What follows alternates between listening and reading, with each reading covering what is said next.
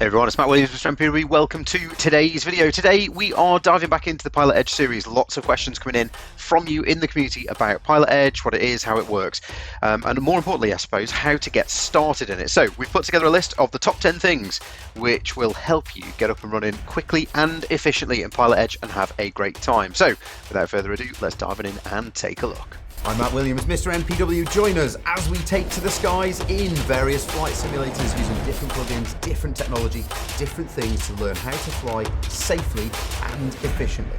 So number one in our top 10 tips for getting started on PilotEdge is to start somewhere inside the coverage zone. You can find the coverage zone on the PilotEdge website. We'll drop a link to that down below. The best place that we've found to start, where we've started all of our early trips from, is Oceano County Airport, a small airport in Southern California, code L52. Number two in our top 10 tips for PilotEdge. Not just starting at an airport inside the coverage zone, but more importantly, not starting at an airport runway threshold. So make sure that you start somewhere where you're not going to interfere with other traffic. Choose somewhere like GA parking, as you can see on the screen here, not one of the thresholds, because then you'll interfere with other people inside the platform. Our third tip for PilotEdge and getting up and running is to know your aeroplane. It's all well and good choosing a fancy jet to go and fly, but it's really important, if you're going to use PilotEdge, that you know your aircraft well. You'll be expected to be able to change radio frequencies. You'll be expected to be able to manipulate those frequencies as required to contact various controllers. You'll be expected to be able to change your squawk code and turn it into alt. So, diving into something like the venerable Cessna 172, the stock 172 that we all know and love with Inside X-Plane, is a great place to start. So, learning how to manipulate the radios, how to change those frequencies, how to set the active frequency to one that you get asked to do. How do you put your transponder from standby into alt? How do you ident when the controller asks you to ident? And how do you change the squawk code? All of these things, as a minimum, are the things that you will need to know before you use that aircraft on the PilotEdge platform. Tip number 4 in getting started on PilotEdge is to have a button on your controller set so that you can contact air traffic control. Now, really simple to do. We dive into the X-Plane settings. If we go to keyboard and we type in contact, you'll see contact ATC. Now, the contact ATC button generally is set to the return key, but it's a bit, I don't know, you lose the immersion, I think, if you're having to press the return key every time you want to contact air traffic control. And actually, I find that when I'm working hard on an instrument approach, the last thing you're going to be able to do is take hands off to be able to look down and find the return key. So dive across to your joystick, whichever control it is that you're going to be using. And for us, the Alpha Flight controls, we've set button 3 here to contact ATC. So whenever we want to talk to air traffic control, we contact them by keying up the mic, pausing for a split second, talking. When we finish talking, we pause for a split second, then we let go. Job done. Simple as that.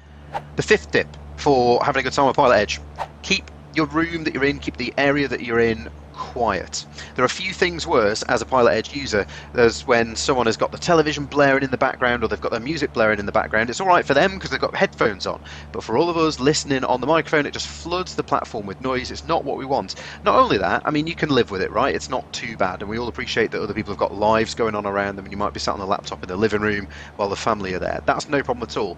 But what it does mean is that quite often the controllers might not be able to understand what you're saying, and that isn't good for you or for the controllers or for anybody else. So please keep the room that you are in fairly quiet, keep that noise down as far as possible so that we can all enjoy the experience together.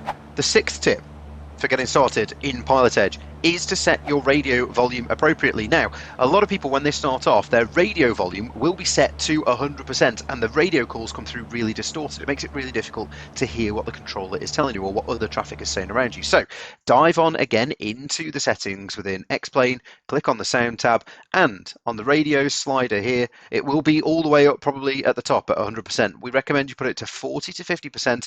That'll mean that you can hear the radios properly without too much distortion, without any distortion really, apart from the normal radio distortion that you'd expect when you're operating an aircraft, and that will allow you to interact properly on the platform. You can then tweak it from there, but that is a very good starting point, 40 to 50% volume on the radios. Tip number 7 for getting started in PilotEdge then: please try not to pause the simulator at a place where you're going to interfere with other traffic. There are a few things worse than coming to the end of one of your main instrument rating kind of cats and all of a sudden you pop out a cloud, someone pauses the sim ahead of you on the runway because they've had enough, and they leave it connected and disappear, and the controller sends you around at the end of an hour and a quarter's worth of work as it is, up into cloud, and you've got to deal with it again.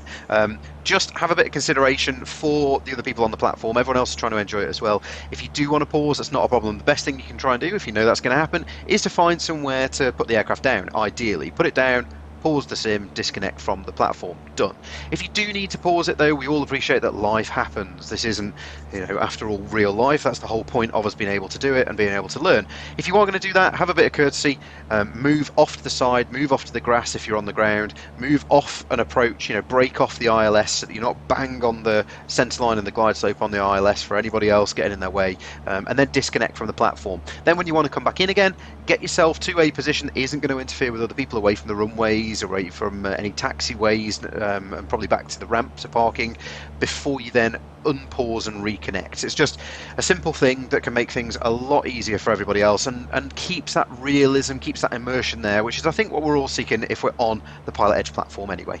The 8th tip then for enjoying yourself on PilotEdge is to make sure that you don't start off at busy airports. Start off at small airports, like we said, L52 Oceano County, somewhere like that.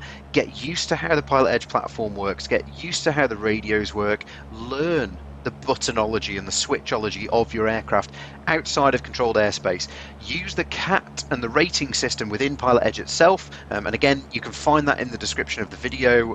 Run through that CAT system, that training system, to get yourself to the point where you are ready to go into busy controlled airspace, where you're ready to go and join those busy pieces of controlled airspace, and just make it enjoyable for yourself and for everybody else. We're all here to help everybody learn, and that's what the controllers are there for. But at the same time, a lot of people are there to practice, a lot of people are there to do it not for real as such, but they're practicing for real world scenarios. So don't remove from their learning experience.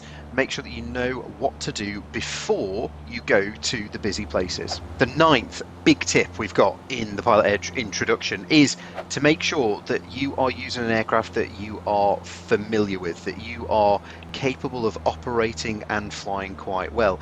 It's all well and good jumping into an airliner or a very high performance aircraft and going and flying it around. That's what the simulators are for, after all. But if you're going to do that, if you are going to fly an airliner, make sure you understand how PilotEdge works. Make sure you understand how the radio communications work, how the switchology, the buttonology, how the systems work inside your aircraft, just to add to not only your realism, but to the realism for everybody else as well.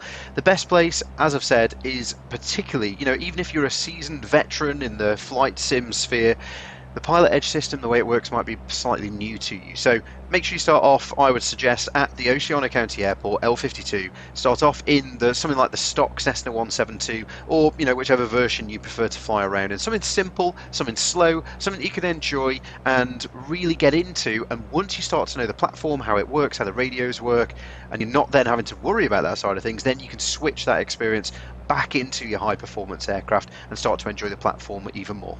The 10th and final tip then is to enjoy it. It's a platform which is there to enhance the experience of your flight simulator. It's there to kind of increase your exposure to the world and make things more realistic, but enjoy it. Don't be afraid of it. The first time you key up that radio is nerve-wracking, even for an experienced pilot and instructor such as myself. I was like, what is going to happen here?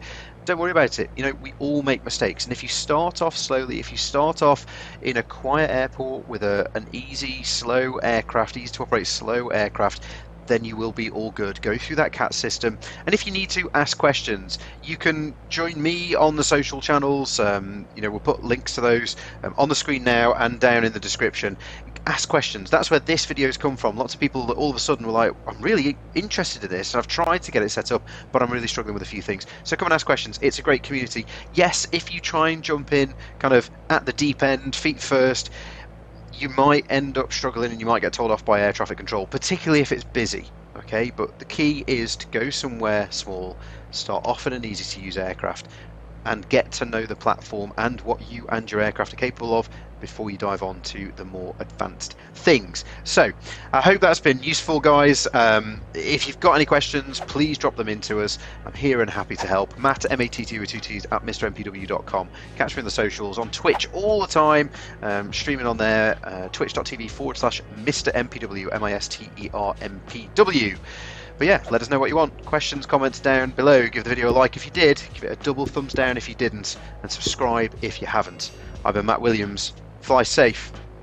Blue skies.